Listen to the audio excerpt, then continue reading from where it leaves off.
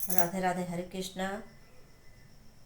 नए देवी गीत डाल रही हूँ, आप सुनिए कैसे लगेगा। लाइक कमेंट जरूर करिए, शेयर जरूर करिए। धन्यवाद है। भारी कलशवा में पानी, हे दुर्गे महारानी। भारी कलशवा में पानी, हे दुर्गे महारानी। सब कत दीहु मैया मांग भर सिंदूरा। सब कत दीहु मैया मांग भर सिंदूरा। हमहू क देत्यू तबे जानी, हे दुर्गे महारानी। हमहू क देत्यू तबे जानी, हे दुर्गे महारानी।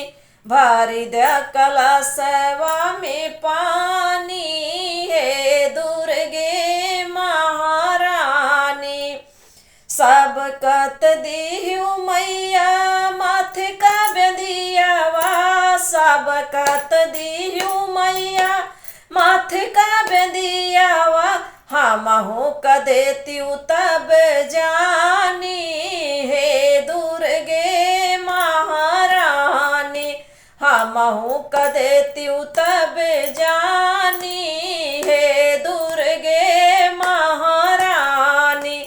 भारी कलशवा में पानी, हे दुर्गे महारानी। सब कत दीहु मैया गाल के हारवा। सब कत दीहु मैया गाल के हारवा।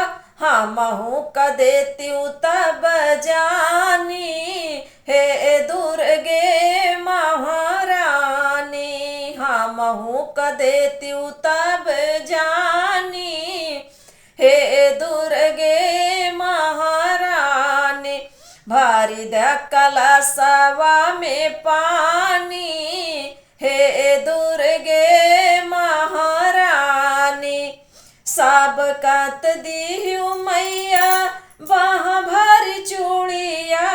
सब कत दीहु मैया बाह भर चूड़िया। हमहू क देत्यू तब जानी, हे दुर्गे महारानी। हमहू क देत्यू तब जानी, हे दुर्गे महारानी। सब कत दीहु मैया लाली लाली साड़िया। सब कत दीहु मैया लाल के चुनरिया। हमहू क देत्यू तब जानी, हे दुर्गे महारानी। हमहू क देत्यू तब जानी, हे दुर्गे महारानी। भारी कलशवा में पानी, हे दुर्गे महारानी। सब कत दीहु मैया पाँव के रंगना। सब कत दीहु मैया पाँव भर रंगना।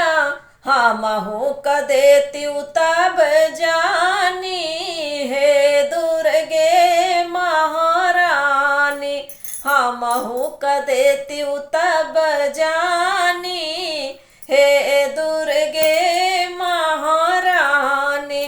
भारी कलशवा में पानी, हे दुर्गे महारानी। भारी कलशवा में पानी, हे दुर्गे महारानी।